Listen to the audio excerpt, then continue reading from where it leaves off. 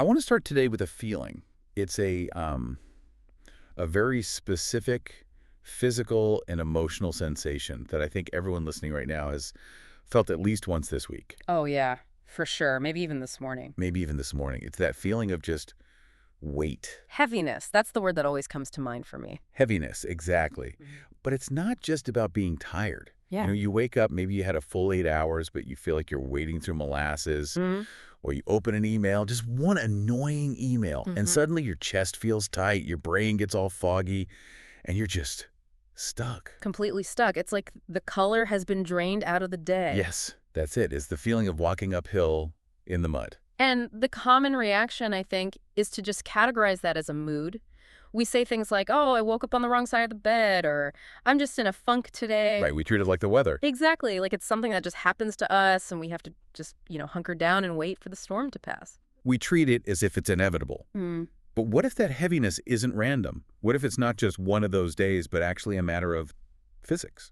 And that is the entire premise we are diving into today. It is. We are taking a whole stack of insights from Draw Mabel, Christina Diaz, specifically her work on the Artetipos channel, and we are going to, we're going to tear apart the mechanics of this so-called heaviness. And I think mechanics is absolutely the right word. Because while Draw Mabel definitely operates in the realm of metaphysics, of spirituality, she is constantly building a bridge from that world to neuroscience and the actual laws of physics. So she's saying what we call a bad mood or anxiety is Right. a specific measurable state. A specific measurable state of vibrational frequency, that's the core idea. And the headline here, the thing that really, really grabbed my attention, is that you don't have to wait for the storm to pass. She claims there is a specific mechanical process, she calls it a triad, that can snap you out of that state in minutes. It's a circuit breaker. A circuit breaker. I love that analogy.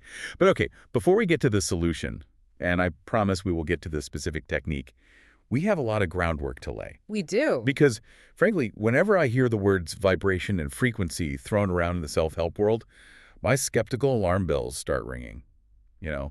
It can feel very buzzwordy. Just raise your vibes, man. Exactly. Good vibes only. Yeah. It's on a t-shirt.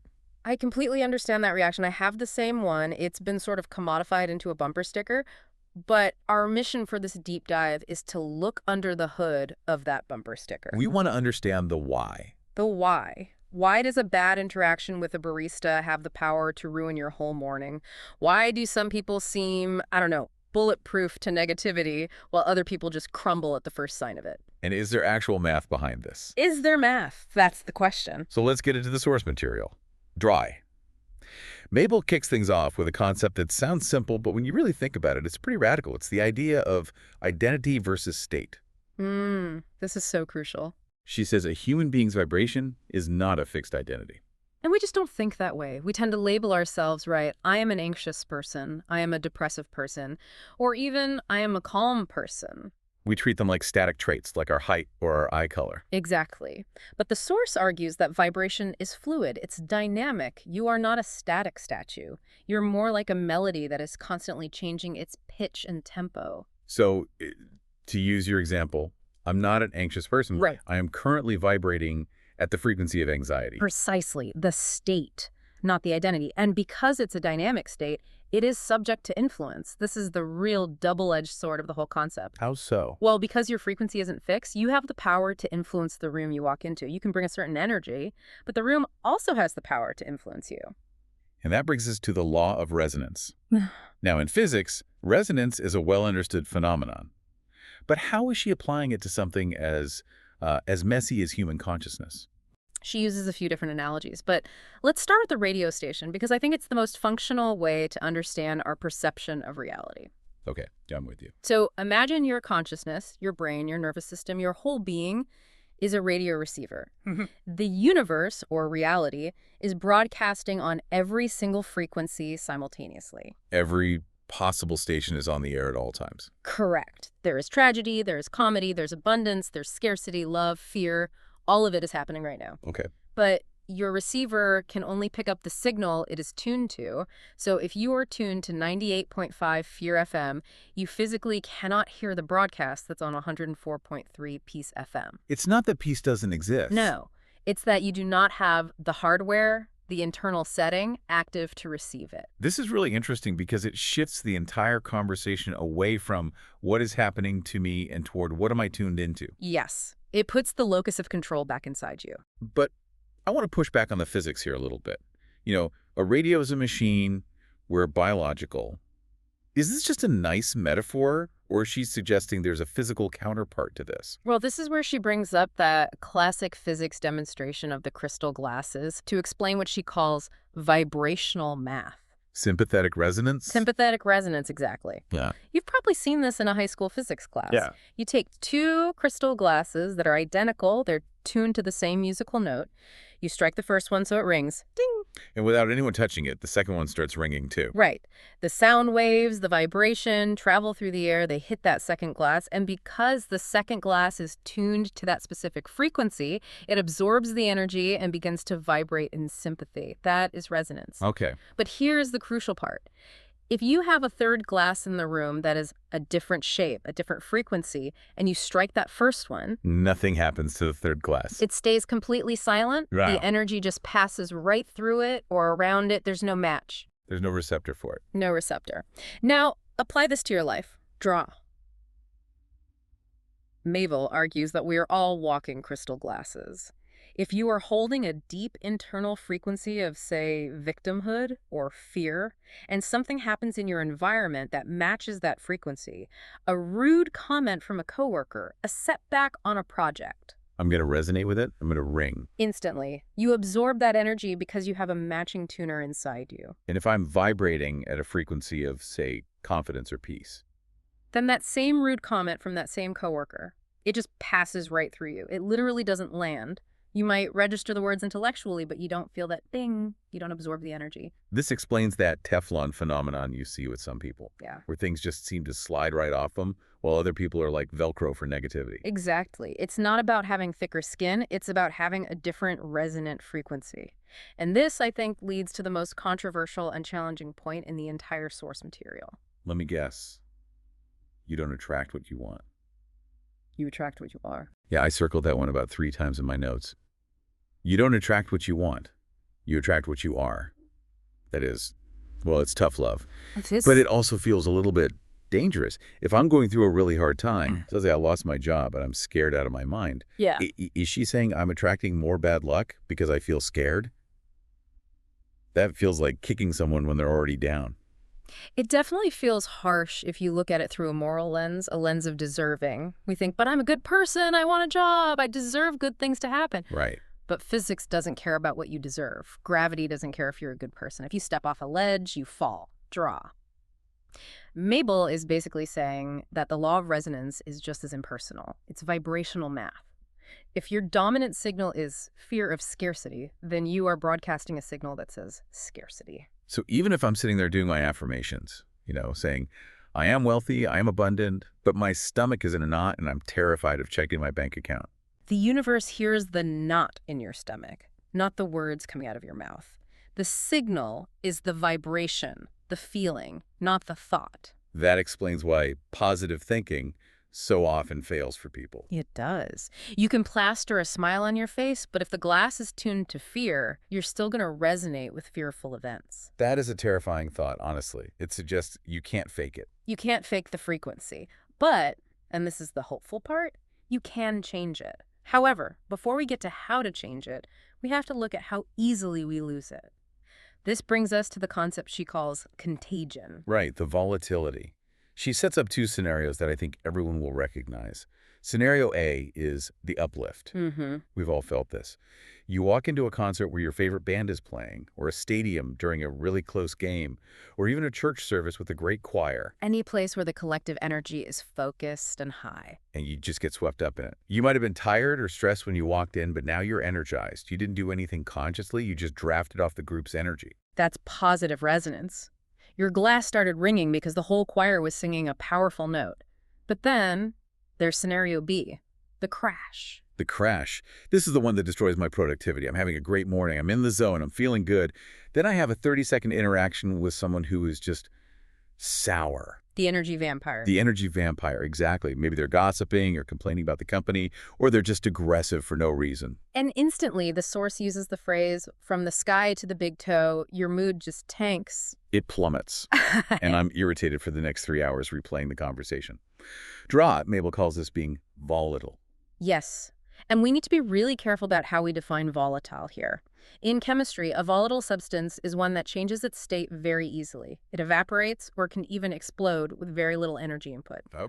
A volatile person, in this context, is someone whose frequency is unshielded. They have no energetic immune system. An unshielded frequency. So my internal state is basically public property. That's a brutal way to put it, but in this framework, yes.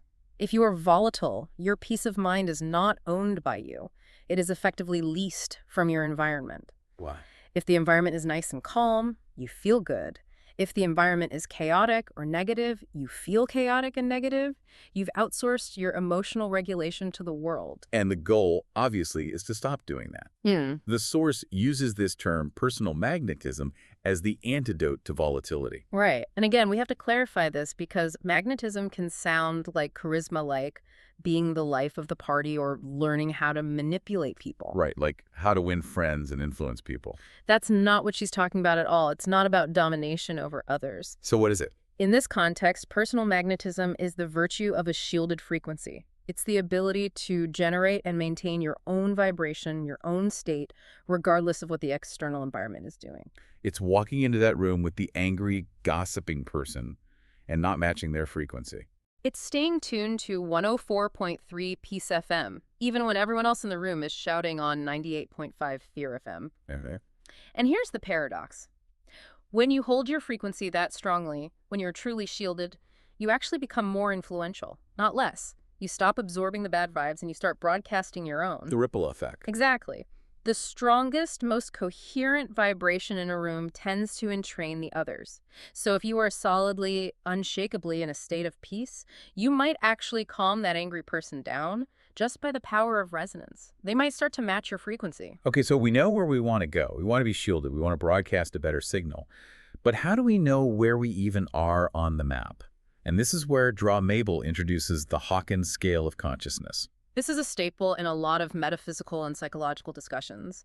It was developed by Dr. David Hawkins, who was both a psychiatrist and a spiritual teacher.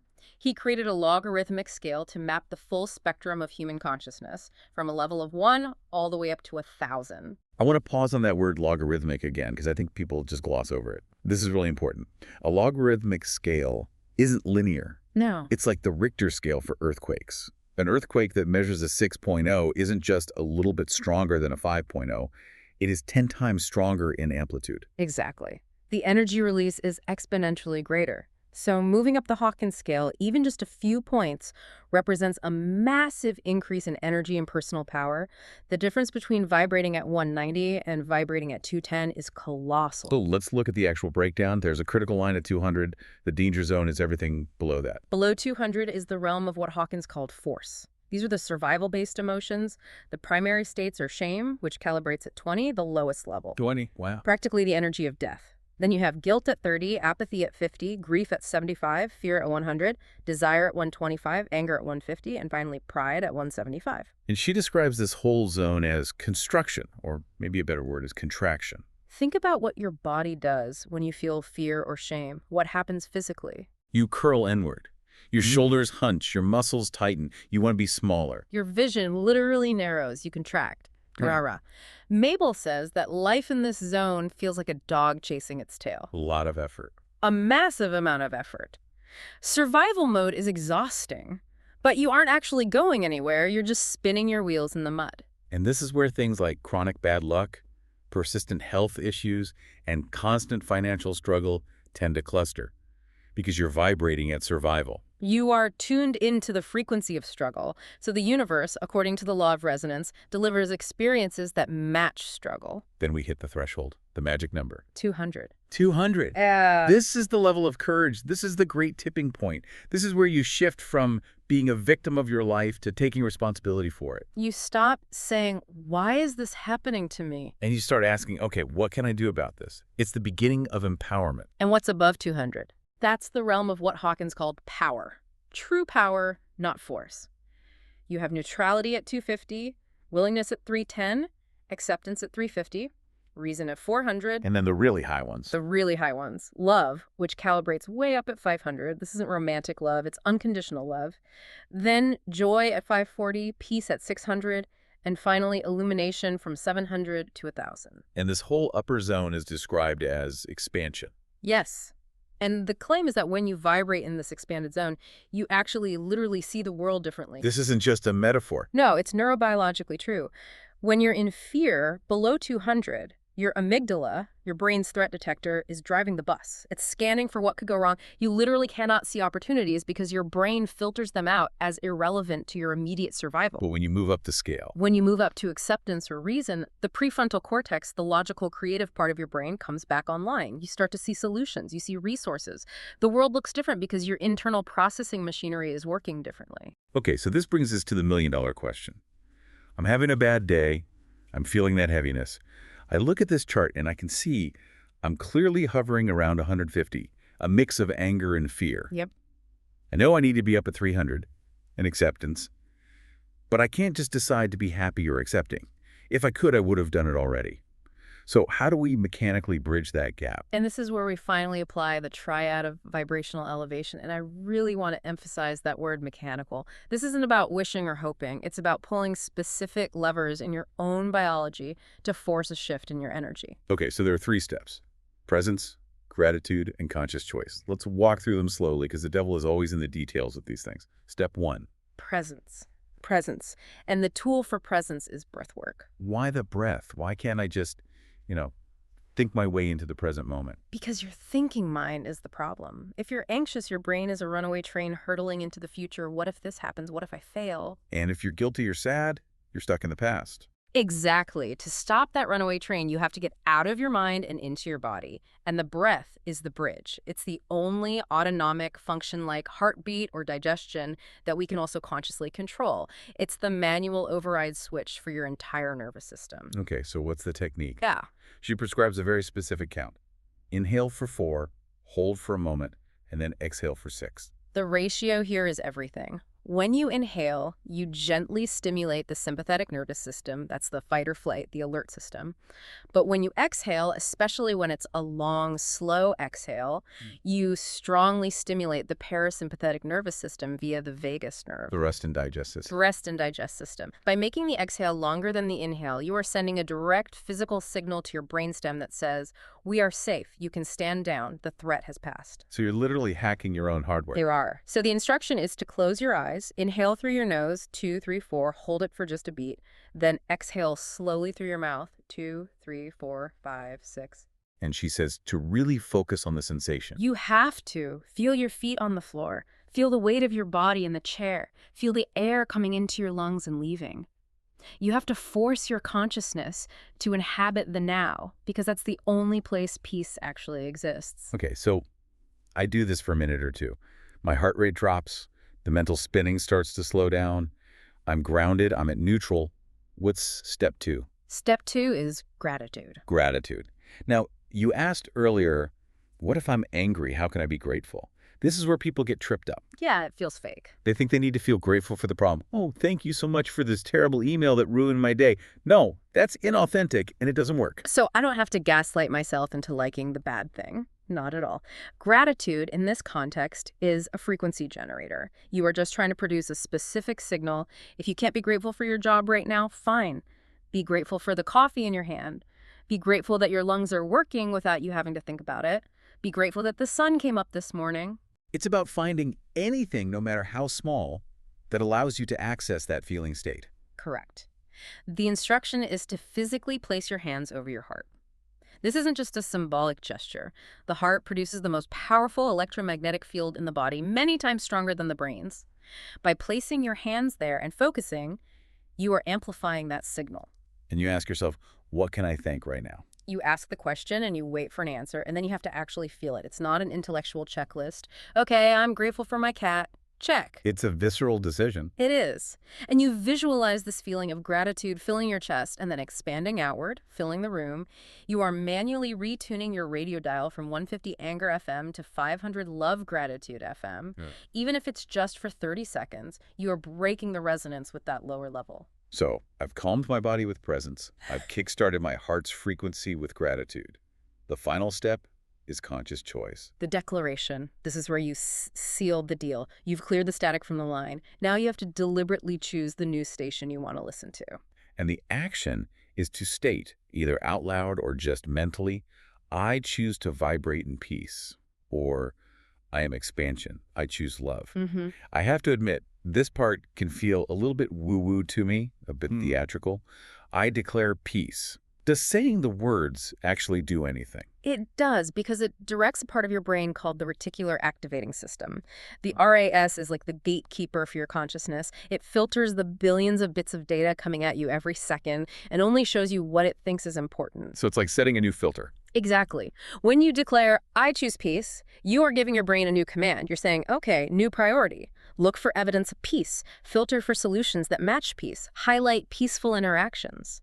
It's a direct instruction to your biocomputer. You're taking conscious ownership of the signal you're about to broadcast. Yes, and that is the core theme of this entire deep dive when you boil it all down, ownership. This brings us perfectly to the final section of the source material. And it really is the hardest pill to swallow. Draw Mabel has a very strict no outsourcing rule. It is the ultimate form of responsibility. She says, flat out, you cannot outsource your vibration to anyone else. If you say, my boss made me angry, or that traffic jam made me frustrated, or my spouse made me sad, you are admitting that you are a volatile substance. You're admitting that they hold the remote control to your internal state. You've just given them the keys to your nervous system. And look, I get it. It feels so righteous to blame them. But he was a jerk. Okay, fine, maybe he was a jerk. But if I stay angry about it for the next 4 hours, who is suffering? He's not. He's off eating a sandwich, having completely forgot about you. Right. I'm the one drinking the poison and hoping he gets sick. That's the perfect way to put it.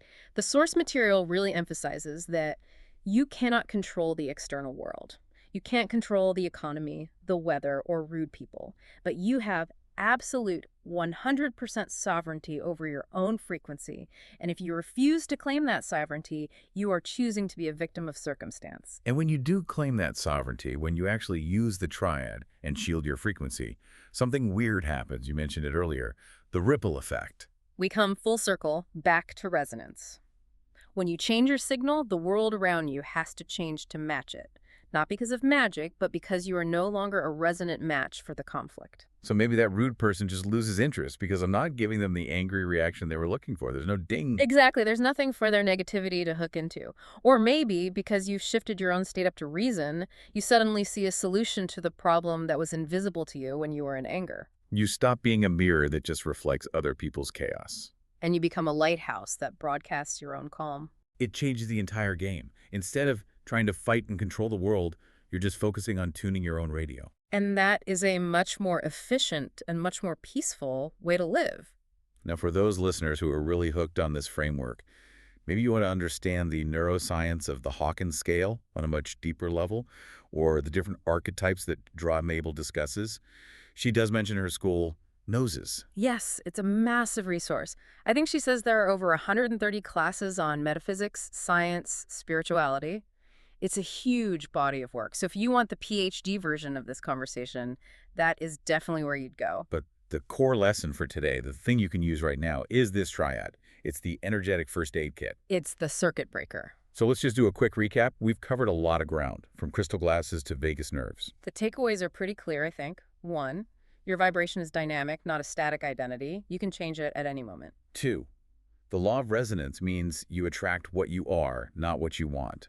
You have to embody the state you wish to experience. 3, we have a map, the Hawkins scale.